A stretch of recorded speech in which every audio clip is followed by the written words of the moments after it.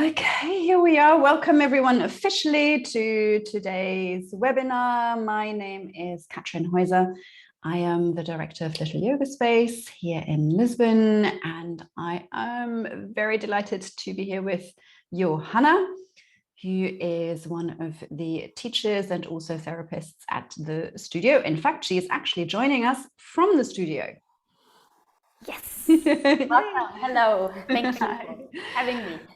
So Johanna teaches Hatha Yoga, Yin and Yang Yoga, also Laughter Yoga, although we haven't had that for some time, if I may just point that out. I think it's about time. But she's also a wonderful Thai massage practitioner, and now she has found this new passion of hers, and she won't shut up about it, and trained in the roll method with massage balls, and that's what we're going to be talking about today, about this myofascial self-massage, I guess we could say, and why that is so good for us and how to do it. We're also going to actually get to do a little sequence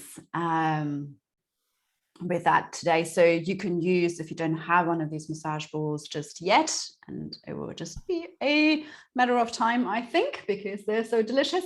Well, we just established a lemon or an orange could maybe work. We're not so sure, but a tennis ball would probably be a good option. So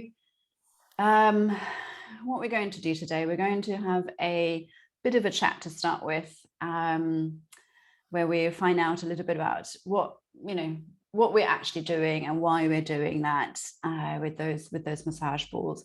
But then the second half of this webinar, Johanna will be guiding a few exercises so you can get a felt sense of it. And then afterwards, we'll have some time for questions. And as I said before, feel free to put that in the chat or later on unmute yourself. So, Johanna, we are talking about myofascial self-massage. Now, what is that myofascia?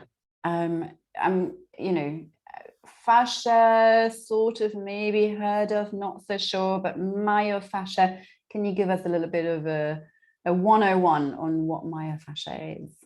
Yes, sure. Thank you very much. It is muscle and tissue, which is collagenous, a lot of collagen that we often also find in creams to make the skin more elastic. But it is actually naturally occurred in our tissues. So it is, when we talk about myofascia, it is the muscle and the fascia together.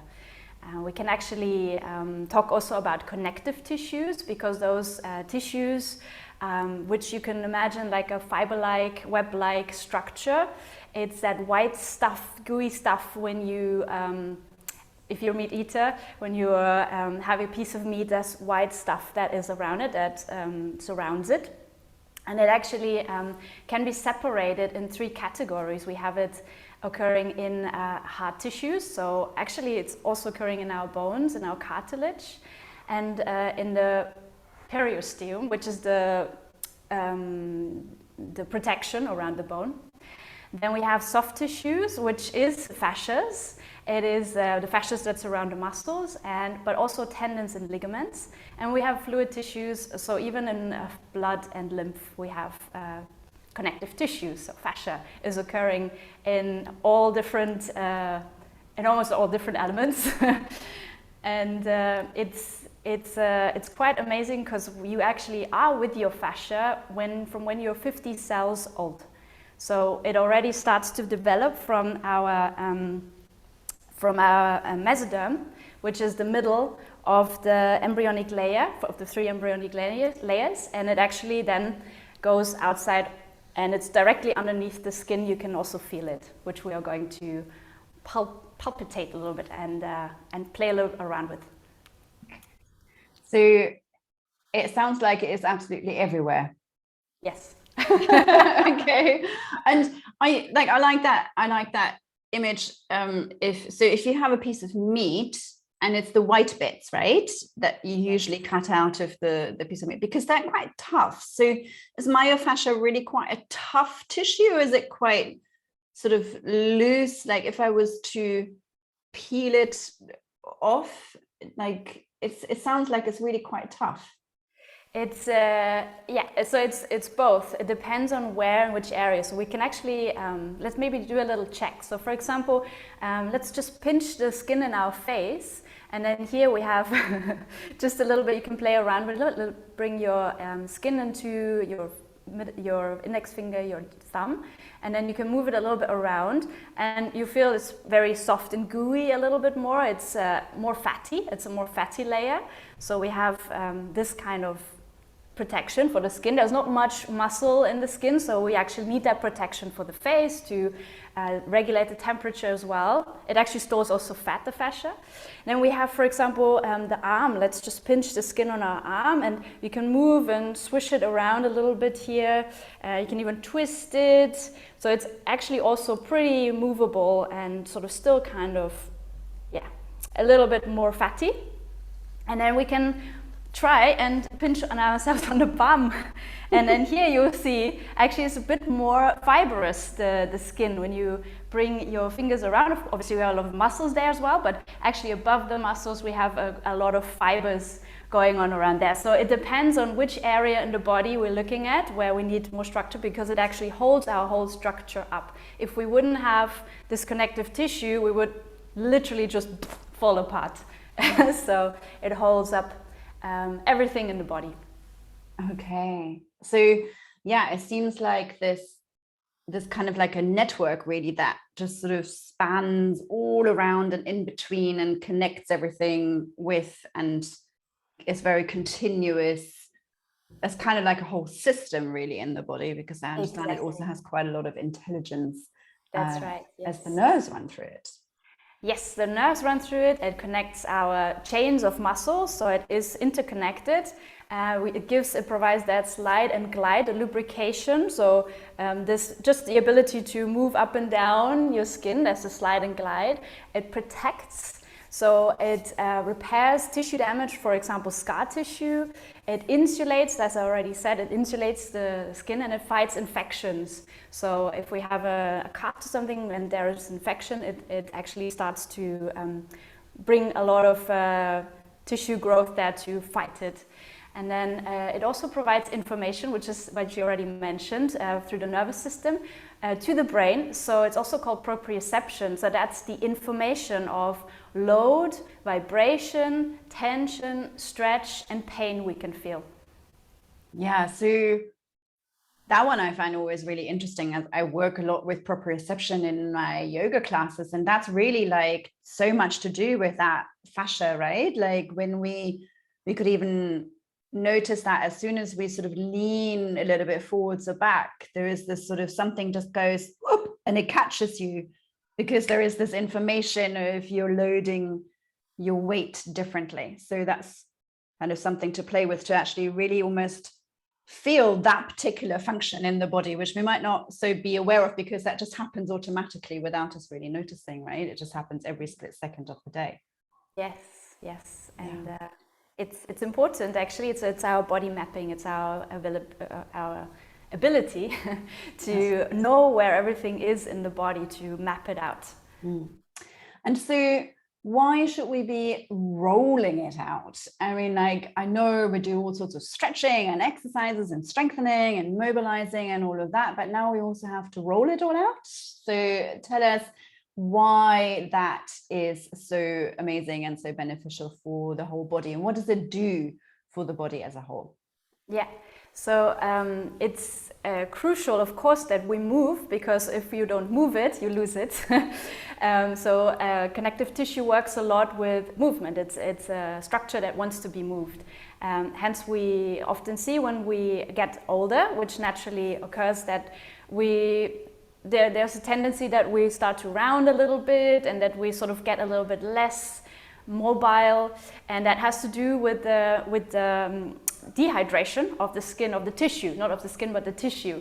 And of course we can rehydrate here, we can drink lots of water, but actually the tissues don't really work that way. They work a bit like a sponge.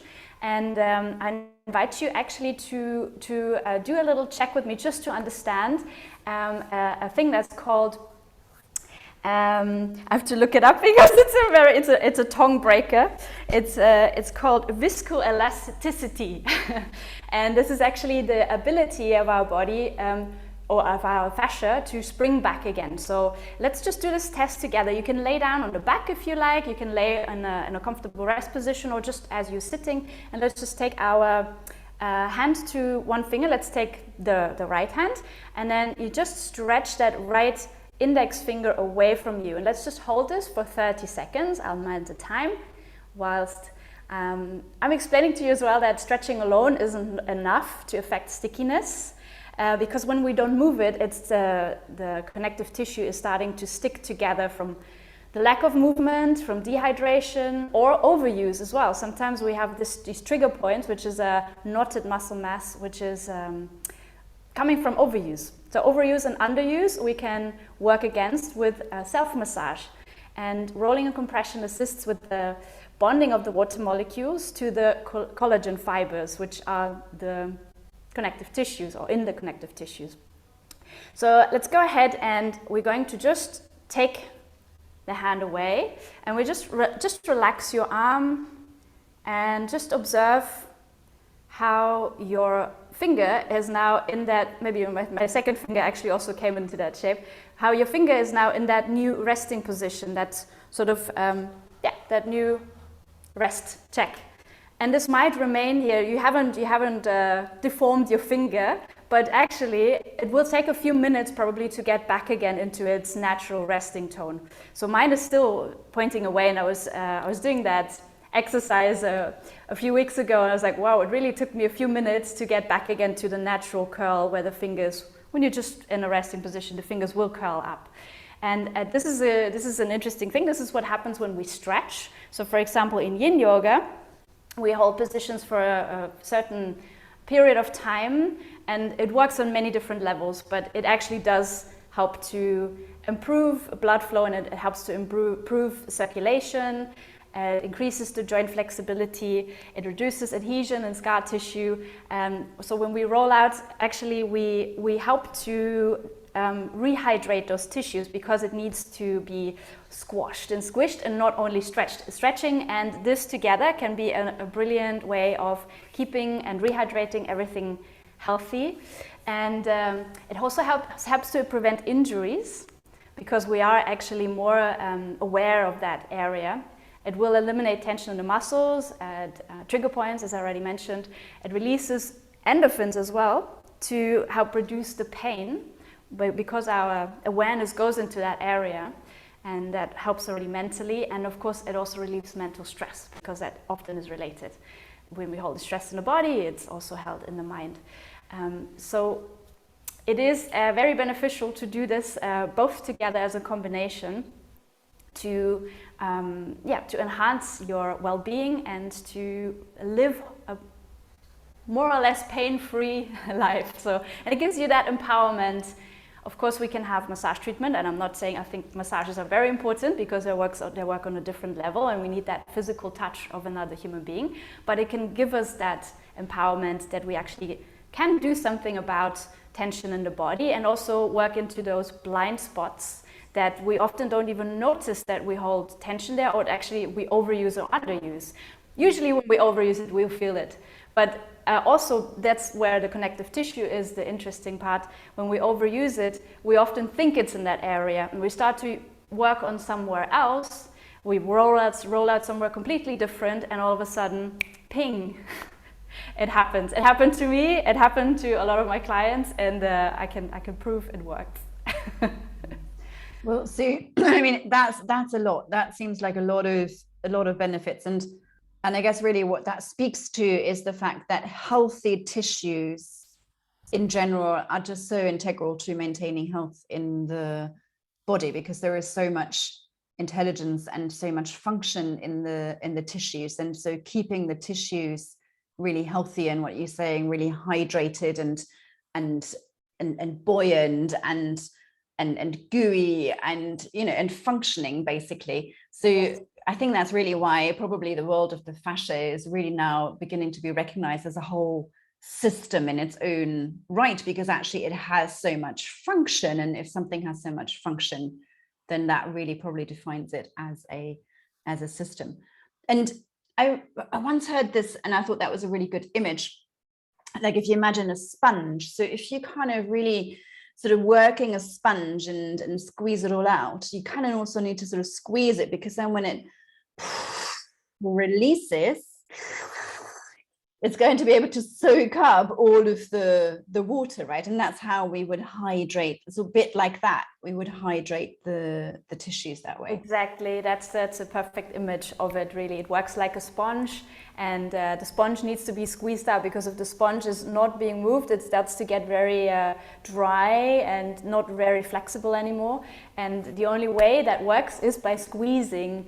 And obviously, because the sponge naturally, our sponge holds water naturally, we have to squeeze it and move it around. And that also being said, what you've been saying is so important. It's a network itself, and it's a whole system that works in our body, also into the mind, of course. But also what I was trying to get with that finger check is that when we actually do this for like 3 minutes, 5 minutes, okay, it usually springs back to the normal position.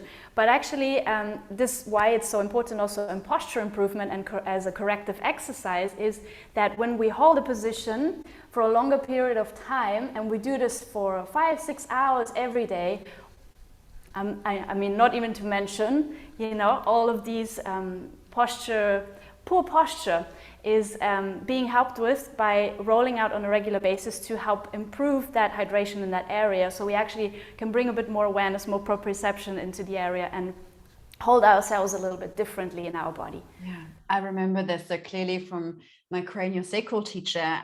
We also work with fascia release, and she was every 20 minutes, not kidding, every 20 minutes, you have to move and you have to drink some water. Your body memory, your fascia memory will already start setting in after only literally being in one and the same position after 20 minutes. And those of us who, you know, already sort of, you know, kind of in our 40s and plus, you know, we notice that, you know, getting up from the sofa, it's like, oh my goodness, ooh. And that is that fascia memory kicking in, and yeah. So I mean, you know, sort of squeezing the tissues so much like a sponge. Does that not hurt? I'm like, you know, I'm just thinking of deep tissue massages, and I'm way too sensitive for those. It just hurts so much. So poking this ball everywhere in my body, like, do we have to be worried about it being a bit painful? Yes, no, it's a very good question, because for it again, it's a bit dependent as well on your pain sensitivity, and if you're very sensitive, obviously you want to be very careful with the pressure. In general, the overall rule is to go as far until you can still breathe. If you're not, that's the same what we always say in yoga, like make sure you're still aware of your breath. If you hold your breath, you've already been too far, or you're not aware of it, and then who knows where that's going. But it can be painful to do, yes, because the thing is that when you have adhesions, so stickiness, the fascia is stuck together, and you can sometimes hear that in the morning when the neck starts to crack a little bit, because we haven't actually moved it very much for the last 8 hours, or I hope you get 8 hours of sleep, but in the morning usually you notice there's a bit more cracking going on. And that's due to the compressed fascia and it might be tender as well, due to, for example, inflammatory fluids that are locked in these sticky fibers, and it can be painful. So, of course, the more you roll, the more you'll understand and unlock these sort of holding patterns as well, to a certain extent. And we have to also differentiate between good pain and bad pain. So maybe at the moment you might be very prone to, you like a lot of pressure and a lot of good work, and you might be able to breathe whilst you're doing it. It's always important, and that's where we have to just find the fine-tuning level between good pain and bad pain. Good pain is when you can afterwards feel a release. It feels maybe a bit more free, a bit more light, a little bit more circulation in the area. Bad pain would be, and that's where the nociceptors come in. So these are the information, little bits in our tissue that bring the bad information, or the proprioception can also bring sort of like painful, but nociception is really strong pain. And when we come off the rolling and we notice that it's not going away, it actually gets worse, then that's bad pain. And that's what we want to actually use, and that's why it's so important to have the right tools. So of course you can use a fascia roller. Fascia rollers are soft, they don't really usually do a lot of damage. They're working on the, like more on the plying the area, more on the torso, more on the long, big connected tissues like the IT band or the hamstrings. Also in the back, really nice. So they are reasonably safe. Tennis ball we can work with, usually if it's, that's why I was asking beforehand, if you can sort of squash it, it's good to have a little bit of a give, and often less is more, more than you think. But I'm working mainly here with these massage balls, which are specifically made for myofascial self-care and release, which are a bit squishy, you can see, and you actually work them in quite a lot. They're getting squishier and squishier the more you use them. And they are actually, have a rubber-like surface, so they actually are able to grab the skin and move it around. So you can even use it like a little acupressure, twisting massage, pinching the skin. So, and also with the tennis ball, I used to use tennis balls a lot before, but with this felt, you start to not grip properly, so you actually rub off. A golf ball would be far too heavy. It would not nudge into the fine little areas. For example, if you work in the face, you don't want to squish a golf ball into your face, because actually it doesn't respect your bones, and there's actually a little bit of sensitivity around. So yeah, these are the tools we can all use, and it's really usually the rule of thumb is you roll until you feel a change happening.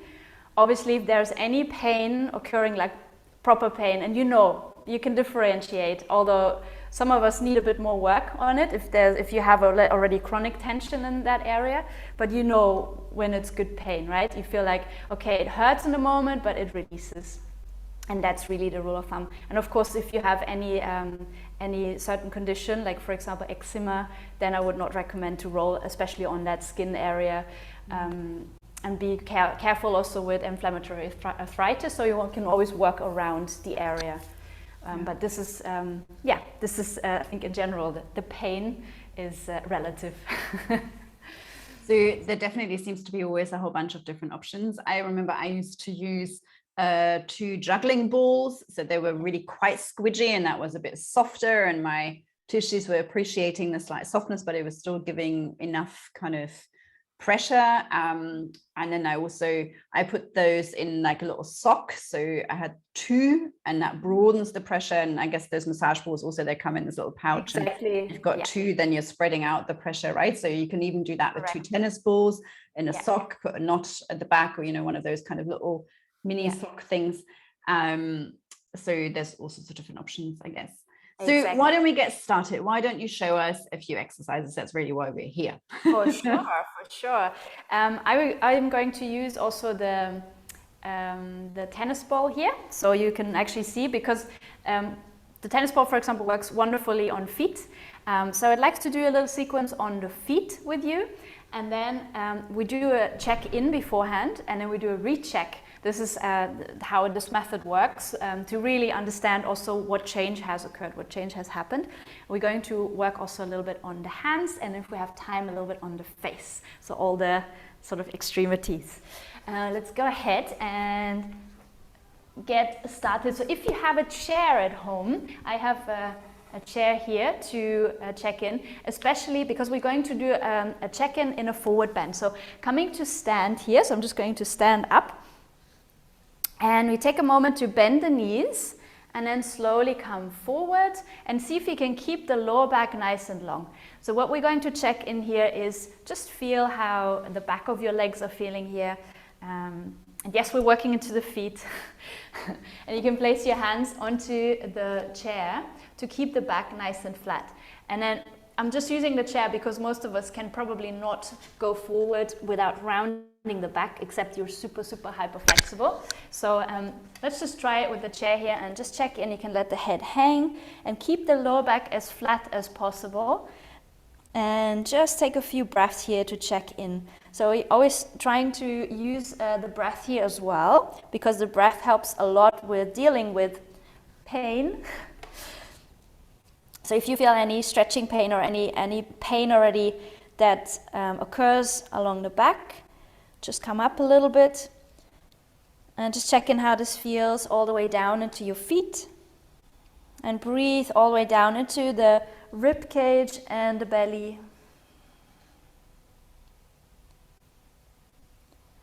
And perhaps see if you can bring your fingertips down and let the head hang even more. And just see how this feels now with everything hanging forward.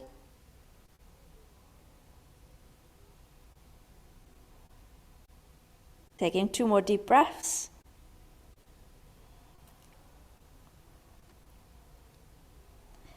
Good, and then you can bend your knees again to roll up, to stand. And let's go ahead and grab our ball, or I think we have also an orange here joining into the game.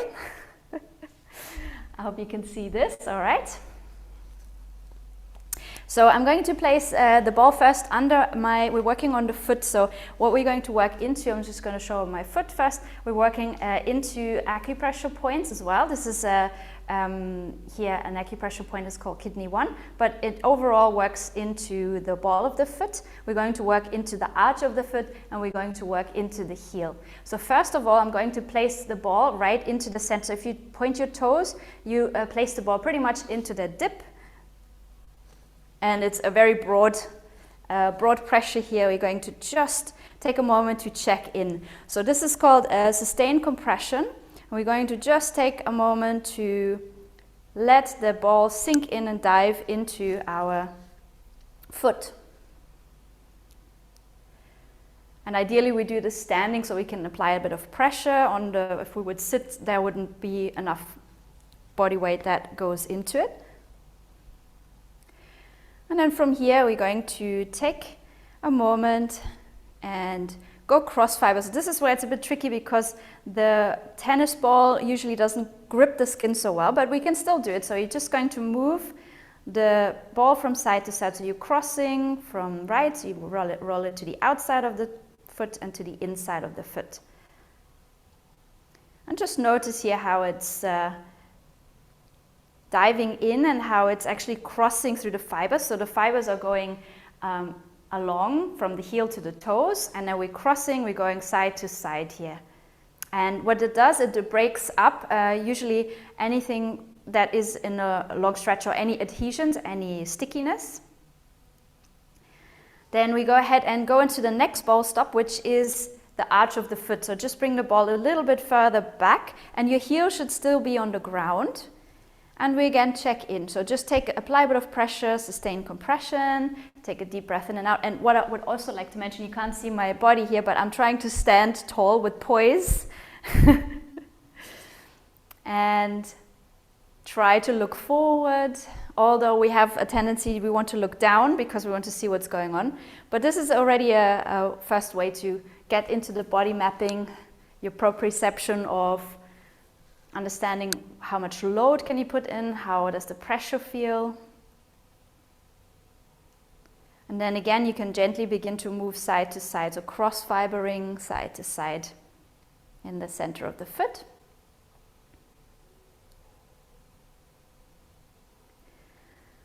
And keep breathing as you do this. This might be a little bit more sensitive here.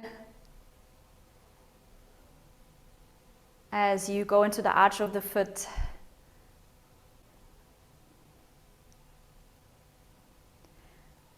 By the way, doing this on a regular basis, you should do this every day if you're wearing heels. But in general, everybody should do this every day before you put your feet into shoes. There's a person I follow that calls them also feet coffins. Shoes, the feet coffins. So we want to break that up, any kind of stickiness from wearing shoes. The last stop we're going to do now, you can just roll onto basically the start of the heel.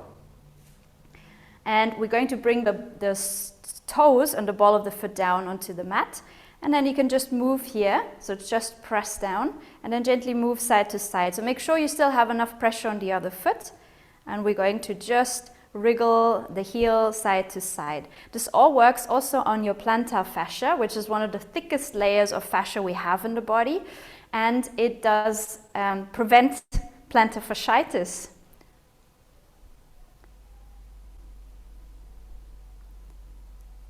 And also, of course, you feel maybe also how you're working on your ankle mobility. Good. And then we're going to really go into our proprioception. So go ahead and place the ball under your ball of the foot. And just grip the toes around your ball, or around your orange, or lemon, or whatever you have. Grip the toes around, as if you're trying to make a fist around it. And then see if we can just lift the big toe. And usually the finger goes as well, because the same communication center. Squeeze again, and then see if you can just lift the big toe. Squeeze again, and lift your big toe. Just the big toe. Good.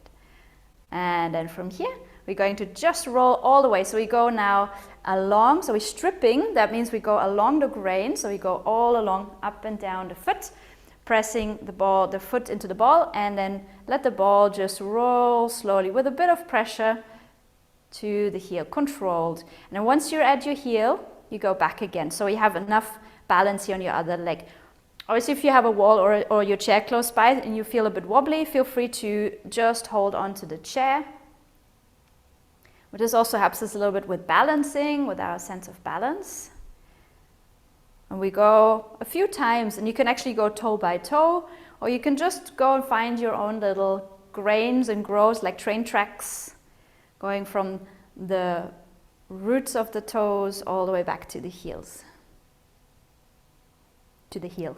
We only have one at this moment. Good. All right. I already feel a change happening in my foot, so I'm going to stop, but feel free to continue to move. And I'm just going to do a recheck. So you go ahead and just do a little recheck. Feel free to pause this if you're watching this as a video and come back to it. And I'm just going to bend my knees again and lean forward. Place the hands on my chair and just take a moment here to let the head hang and feel in my right leg and feel into your left leg. Do you notice any change? Any difference? Also in your forward fold, not only in your foot.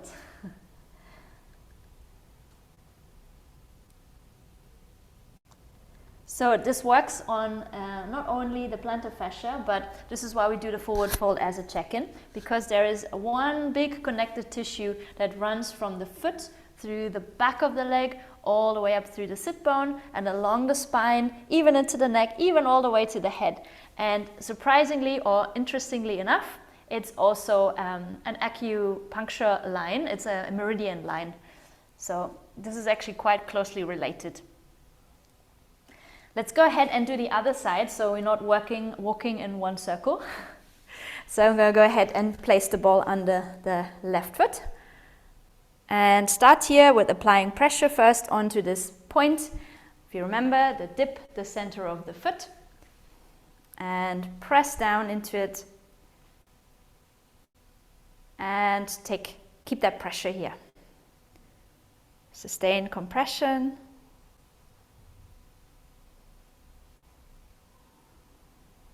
Relax the toes as much as you can and breathe. Deep breath into the rib cage, into the belly.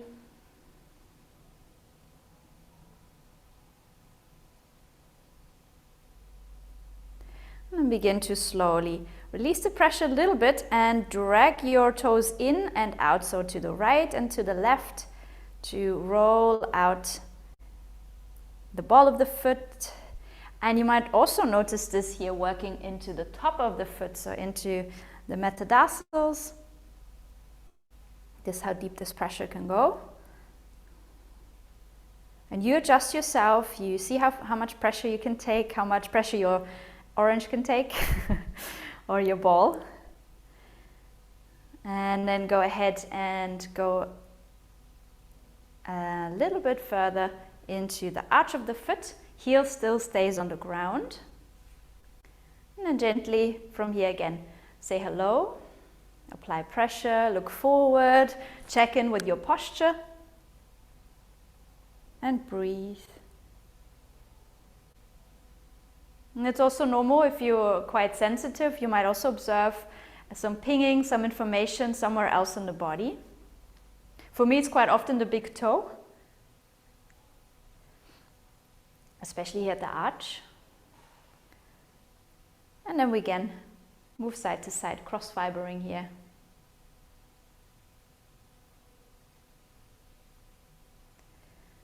And breaking up any stickiness, moving here side to side, hydrating that area of the foot, that area of your fascia. This also really can help with hallux, actually, if you have the bone formation here. That happens mostly, unfortunately, also through wearing shoes, but it can also be inherited. You want to work a lot into this area, into the whole foot.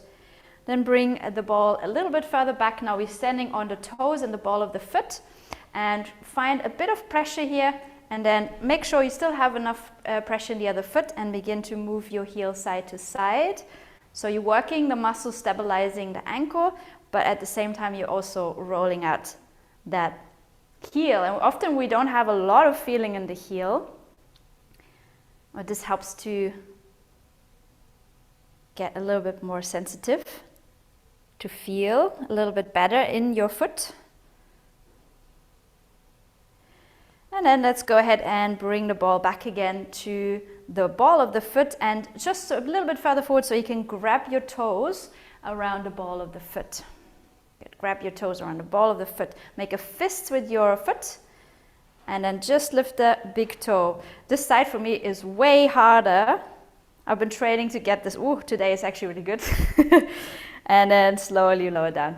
So depending on what's your dominant side, usually right side for me is my dominant side, so that's easier. My left side always takes a little bit of help, a little bit of like, come on. And if your toe is not doing anything at all, don't worry. This is something that can be learned through practice. Good. And then from here, so a few times if you've lifted and lowered your toe, we're going to roll along the grain, so we're stripping from the toes all the way back to the heel. Going along, toes all the way to the heel. And then you roll forward again. So you just repeat this, and I usually do this for about, I never stop the time, but I think about 2 minutes or so. I often try to put it into my classes as well when we're working on grounding, or if we're working on balances on feet, because it can really, really help through that sense of just making your foot a bit more sensitive to actually feel a little bit better when you balance, a little bit more easier to hold yourself in your foot and your body. Good. Once you've done this let's say about 5 times or so, we're going to release, and let's do a recheck with our forward fold. Now we have done both legs. Bend your knees and fold forward. See if you can keep the back flat as possible. And then we're going to take the hands onto a chair if you have a wall, you can also do that. And then if it feels okay, you can maybe relax all the way down. Maybe even bring your fingertips down to the mat. And I already noticed, I don't know if you can see, but I already noticed I can go way further forward now. Perhaps you have a different experience. Feel free to share in the chat. And then from here, we come back. You can come into a seat. You can do this next bit for the hand, on the floor. If you're on the floor, you can do this also on your desk. You just have to stand up. Maybe I show this on the chair so you can see a little bit better. So ideally we have something that is not slipping underneath the ball. So this chair is a bit slippy, so I'll just take a block. If you have a rubber mat, or ideally your yoga mat actually would work pretty well. So I'm going to just stand on my knees here so you can see me all right. And what we're going to do, we work on the hands. There's incredible amount of tension in our hands from just doing day-to-day things. Especially our thumbs have to do a lot. So without the thumb, we would be not really able to do very much actually. So we're going to work on this muscle particularly. And we're going to take the thumb to one side, the index finger to the other side. And all we're going to do is we just stretch. So you can apply a little bit of pressure. So I'm applying a little bit more pressure by standing. And we hold this for about 30 seconds. Try not to do too much. So again, check in with the breath. Maybe you take about 30 seconds or about 5 breaths or so. So I'm going to be quiet so you can breathe.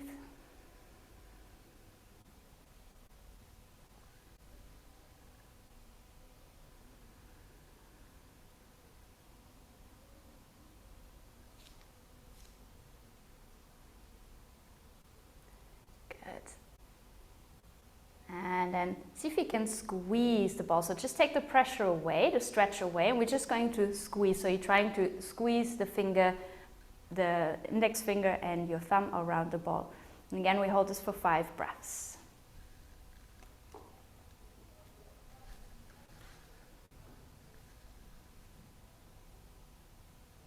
Keep the muscles active. So you want to actively try and squeeze that ball between the finger.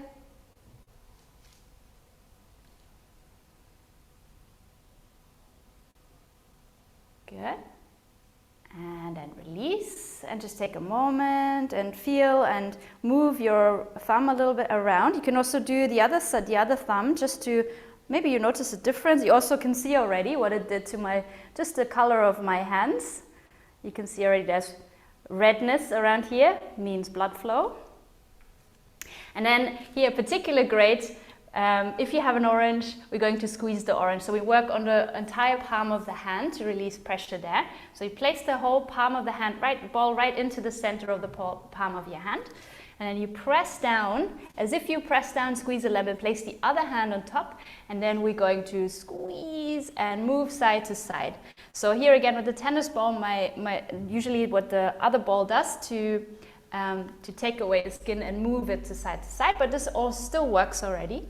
So you're going to squeeze out that lemon, going side to side, relax the fingers, hold, sustain compression, take 3 breaths. Let the hand drape around your ball, around your orange. I hope the orange is still alive.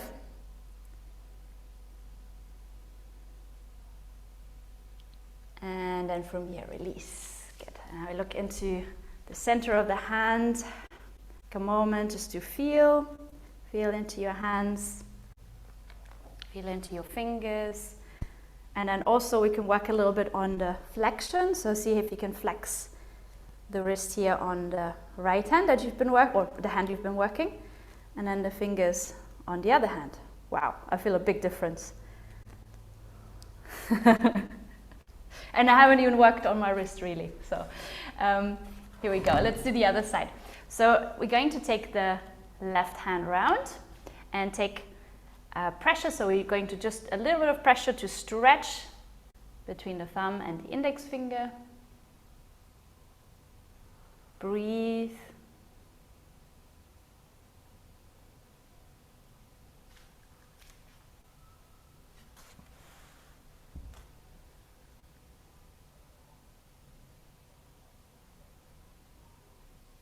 Good.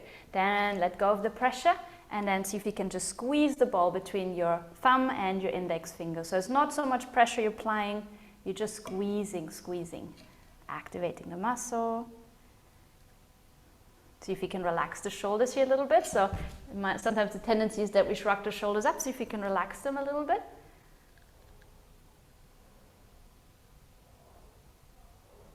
Good.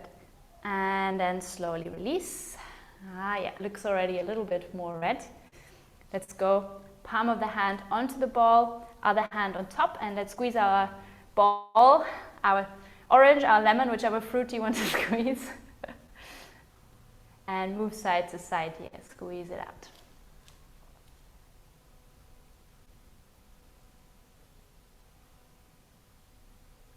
Keep breathing as you move.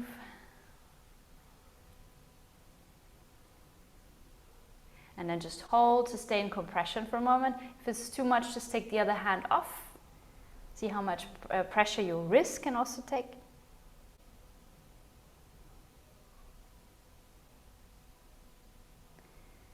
And then slowly release. And let's do a little check-in. Yes. Left wrist. Right wrist. Good. Let's go ahead and work a final little part on the neck, because I think we all have, to a certain extent, neck tension in our lives.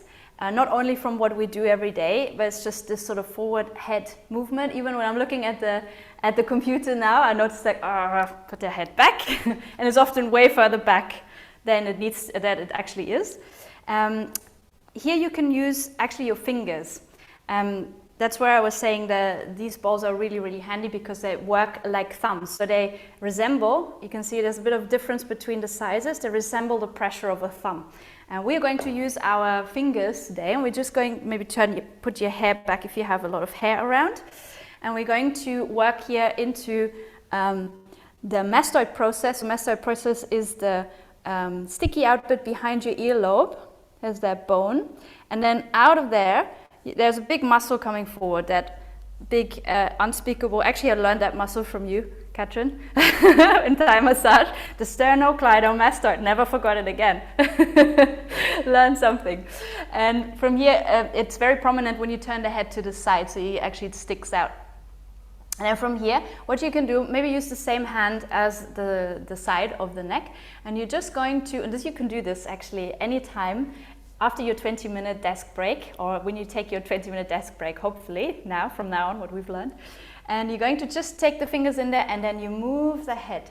So you stick the fingers in behind that muscle, and then you move the head, you turn the head towards the hand. And as you do this, you can slide the fingers a little bit over that muscle.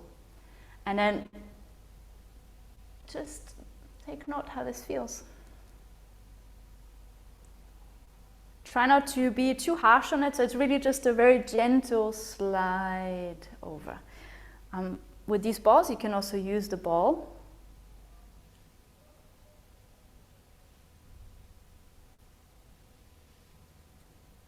Good.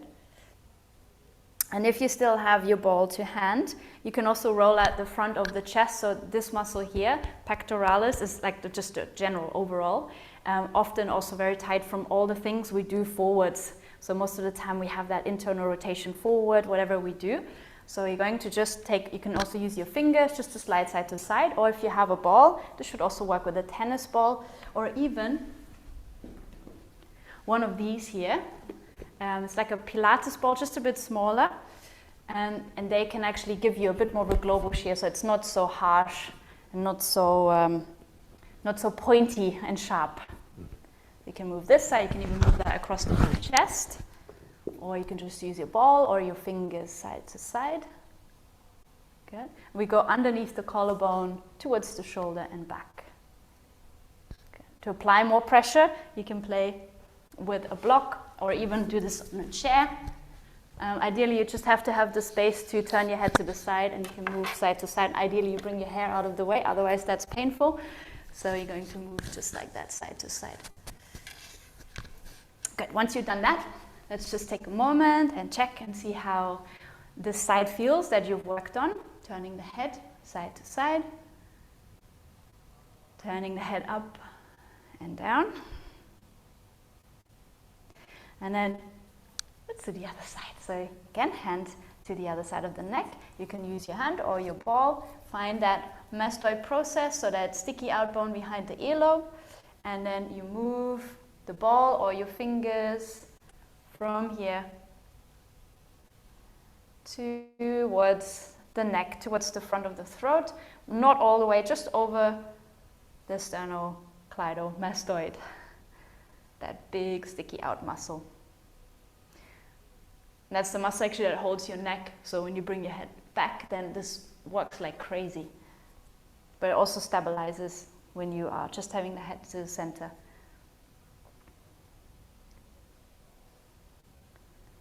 This could be very beneficial for all of the yoga practitioners out there if you do some sort of back bend.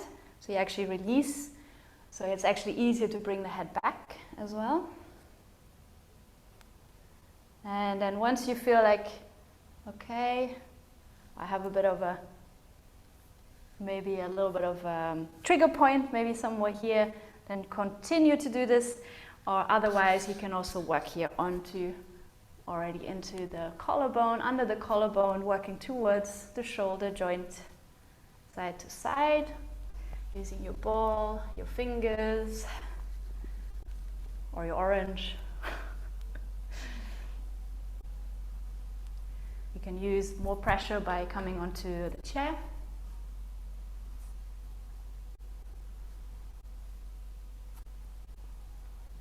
And what it also does, it works on a deeper level, it works on the lungs here as well.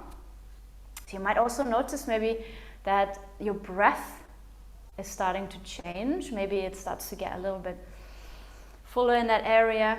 And release, and let's just take 3-4 deep breaths together. Turning the head from side to side as you breathe.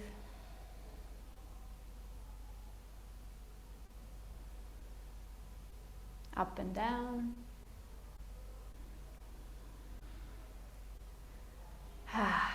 Good. And just close your eyes for a moment. And bring your awareness again into all parts that you've been rolling out. The feet, the hands, the neck. And see how you feel. Just check in.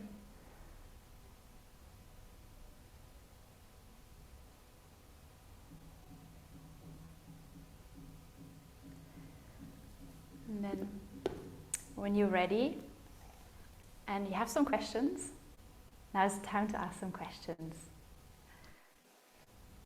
Oh, thank you. How yummy. So yeah, feel free to put the questions in the chat if there are any.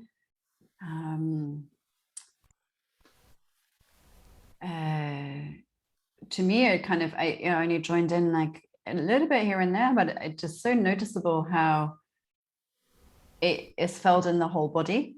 I do feel like, oh, I want to roll out everything else now too.